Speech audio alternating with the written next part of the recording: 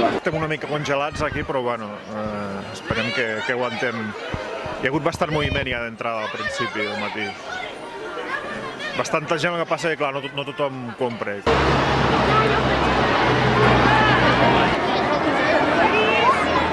Estem fent això per recaudar diners pel viatge de final de curs. Volem anar a París i hem aprofitat aquesta manera perquè és una tradició ja des de fa molts anys i és efectiva i la gent ens ajuda i ve a comprar-nos a nosaltres i llavors aprofitem l'ocasió.